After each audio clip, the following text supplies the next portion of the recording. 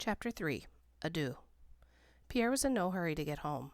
All his life he'd been a thinker, not a doer, a boy who considered every possibility before making a decision. Today was the first time he'd ever done anything this impulsive. Now he was scared. If only he'd talked it over with his parents. He knew his father would be proud of his enrolling, but he was afraid to even think of facing his mother. Pierre paused by the company storehouse to look downriver. The lonely laughter of a loon echoed across the dark water. The loons traveled north and would be leaving, like him, any day now. And leaving with Pierre would be a lifetime of his mother's dreams. On the way home, Pierre passed Dr. Gilliard's house and hung his head. He was still ashamed at how he had handled the incident. It was nearly dark by the time Pierre arrived at his cabin. When Pierre finally opened the cabin door, he spotted his parents sitting at the kitchen table having tea. Except for the bandaged hand that he had rested on the table, Father looked strong. "You're home at last." Mother rose to greet Pierre, but stopped when she saw the paper and the long twist of tobacco in his hand. Every spring, Father marched proudly through the door with these same articles. Every long summer, Mother waited for his brigade to return home. She stood stock-still, pressing one finger to her temple as she stared at her son. She didn't say anything, but her eyes showed disappointment. Pierre placed his engagement papers and tobacco ration on the plank table. Father stared at the document before him.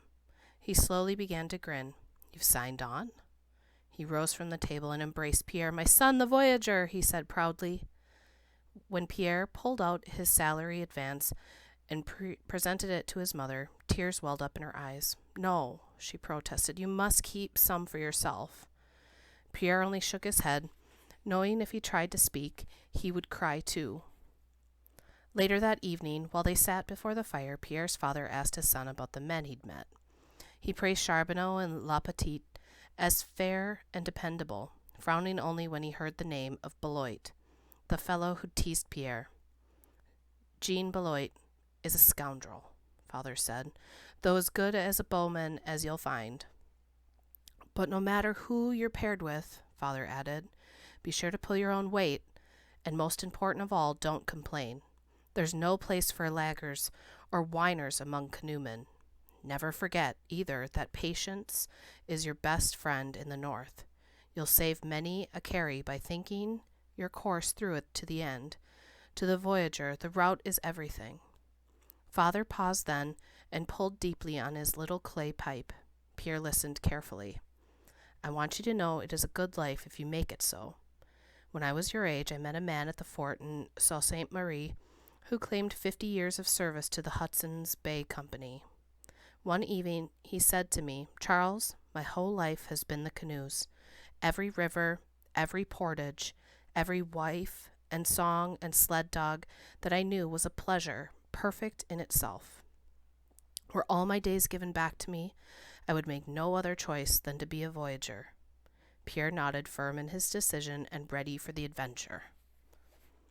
Long after Pierre had gone to bed, his mind whirled with pictures of the day: the giant La Petite, the laughing faces of Charbonneau and Bellegarde, the evil sneer of Jean Beloit.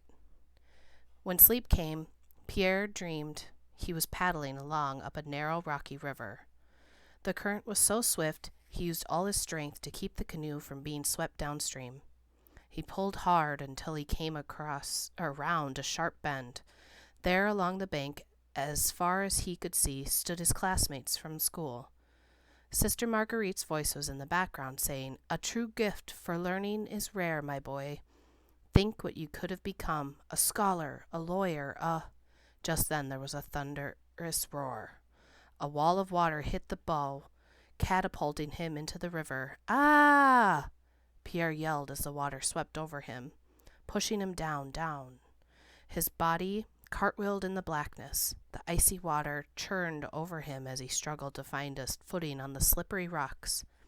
When Pierre woke up, he was tangled in his blankets and his heart was hammering in his throat. A moment later, the leather-hinged door of his parents' bedroom creaked. Pierre lay still. Mother whispered, "Are you all right?" He coughed. "I'm fine." "Are you sure?" She stepped forward to touch his forehead. "I thought I heard something." "I'm all right." he fought to calm himself. His heart still pounding hard from his nightmare, Pierre lay awake for a long time after Mother left. Out his bedroom window, upstream, the sky was a wilderness of stars.